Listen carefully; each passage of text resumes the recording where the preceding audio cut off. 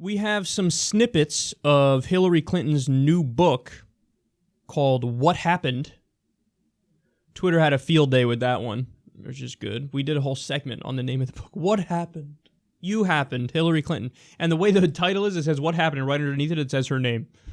And Glenn Greenwald tweeted, very rarely do you get to question any answer on the cover of the book. What happened, Hillary Rodham Clinton? You happened. That's what happened. Okay, so here are the snippets. Former Democratic presidential candidate Hillary Clinton says in her new book that Donald Trump made her skin crawl by stalking her around the stage in a campaign debate, and she wonders if she should have told him to back up, you creep. In audio excerpts of the book What Happened, aired on Wednesday on MSNBC, Clinton described her 2016 campaign as joyful, I'm sure, humbling, infuriating, and just plain baffling, and acknowledged she failed her millions of supporters by losing to Trump in the November election. In the excerpts, Clinton described the October 9th debate in St. Louis, in which Trump followed her closely about the stage, lurking behind her as she fielded questions from a live television audience. The debate came 2 days after an audio tape emerged in which Trump was heard bragging about groping women. "This is not okay, I thought," Clinton says. "It was the second presidential debate, and Donald Trump was looming behind me.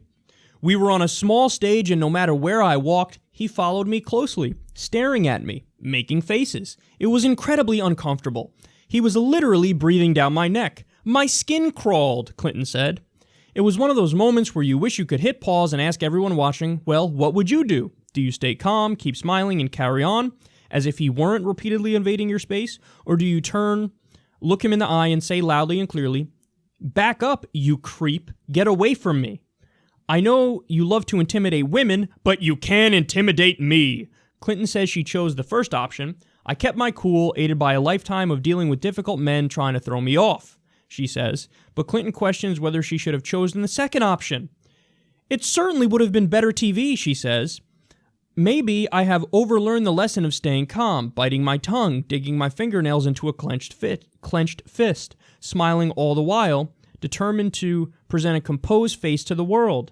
Clinton says writing the book, due to be released in the coming weeks, wasn't easy. Okay, so here's why this is noteworthy and worthy of a conversation. This is just quintessential Hillary Clinton. I've never seen a clear example of, oh, this is Hillary Clinton. Now, why do I say that? It's not like Hillary Clinton is sitting down going, geez, maybe I should have been crystal clear about how outsourcing U.S. jobs is wrong, supporting NAFTA was wrong. Maybe I should be clear and be super against TPP and talk about that on a regular basis on the campaign trail. Maybe I should have spent more time in the Rust Belt states. Maybe I should have had a more anti-establishment message. Maybe I shouldn't have been so neoliberal and centrist and corporatist. Maybe I should have been anti-war instead of saying, oh yeah, I'm sorry about the Iraq thing, and then in the next sentence say, maybe we should intervene in Syria. Maybe I should have said, let's stay out of Syria so that it doesn't become the next Iraq. Instead of saying, here's where I fucked up on policy, and I don't believe it now, I was wrong. Instead of saying, hey, I see how corruption is a huge problem, which is why I'm not going to take any more corporate and PAC money. Instead of saying, here's where I fall on the issues, only 25% of Hillary Clinton's ads were on policy. 25%. I mean, 75% were not on fucking policy. Instead of her saying in her goddamn book, hey, I should have focused more on policy. I should have been more populist. I should have been against corporatism more. I should have been more authentic instead of overly calculating everything. What does she do? If only I quipped a little differently.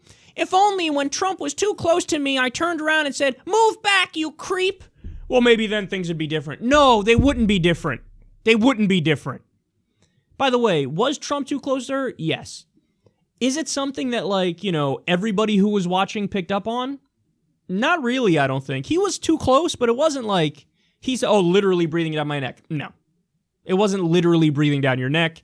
It was him being a goon and being a little too close to you. But if you turned around and said, move back, you creep, you can intimidate women, but you can't intimidate me, it would have been another McFeminist moment. Look at me, I'm standing up. I know you've done horrible things to other women, but not this woman. I'm a strong woman.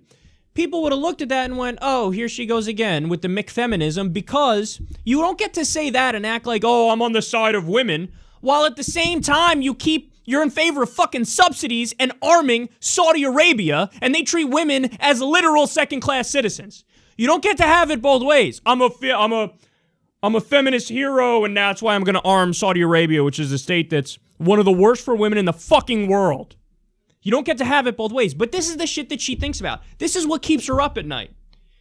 If only I was a little more robotic and a little more pre-packaged and planned and got in a few more sound bites. That was the whole fucking problem to begin with. Everything you do is calculated. Everything you do is pre-planned. Everything you do is the thing that you think other people would want you to do, while you change nothing when it comes to actual policy, and you continue the status quo, and you continue business as usual. That's your problem, and you still haven't learned your fucking lesson. She's never going to learn her lesson. How do I know? Directly after the election loss. She goes away for a few weeks, gets lost in the woods, comes back out. What does she do? We're launching a PAC. Well, that's wonderful. What's going to go on? It's a PAC that's just going to help the Democrats. Really? What are the inner workings of this PAC? There's not many staffers. You want to know why there's not many staffers? Because the whole point of the PAC is to raise corporate money, Wall Street money, and give it to the Democrats of their choice. So in other words, it's a way to keep the corporate Democrats flush with funding and campaign contributions so the Democratic Party remains neoliberal and corporate. And then she's going to write a goddamn book and go out there and argue, if only I quipped a little differently and had a better soundbite here and there, maybe I would have won.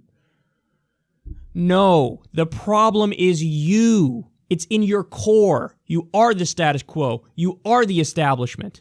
That's the problem. The problem is you weren't against trade. You weren't against outsourcing American jobs. The problem is you weren't against Wall Street. You weren't against the defense contractors. You didn't stand for any true, progressive, populist left values. You said Medicare for all would never happen. What an inspiring fucking message. One of the things that the actual left views as a non-negotiable. Hey, look, if you're not for Medicare for all, get the fuck out of our way.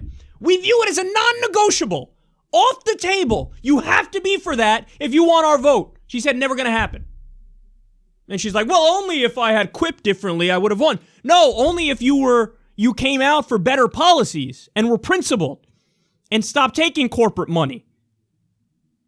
Never going to learn. Because you know what? For somebody like Hillary Clinton, that's already baked into the system. It's a given. It's grandfathered in. So in her mind, she's like, what the fuck are you talking about? Stop taking corporate and PAC money? Are you crazy? That's like everybody does it, and that's just par for the course. So what do you mean? Not help out Wall Street? Not be on the side of more intervention and helping the military and industrial complex? What do you mean?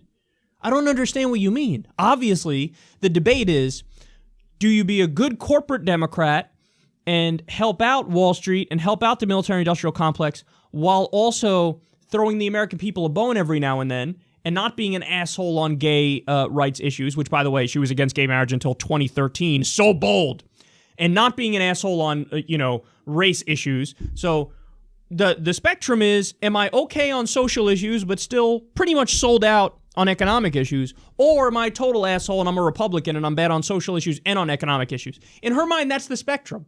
It's like, okay, where do I fall? Well, I'm obviously going to be decent on social issues, and I'm going to throw the American people a bone on economics every now and then. But no, I'm still going to serve Wall Street. That's the whole point of this thing that we're doing. I'm still going to serve the establishment, the military industrial complex, of course. So that was the fucking problem. The problem is you didn't want to break the mold. You didn't want to say, whoa, let me rethink the whole way that we're doing this. Let me be revolutionary. Let me say no corporate money, no PAC money. I'm going to do it from the ground up with just the people. That didn't even fucking occur to you. That's the goddamn problem. Now, Trump, on the other hand, horrible, and he's the establishment's wet dream now because everything he's doing is what the establishment wants.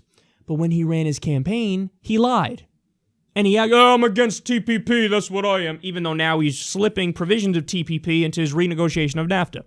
I'm against TPP. I'm not going to outsource your jobs. Tremendous, believe me. We need to get out of Afghanistan. He just increased Afghanistan now.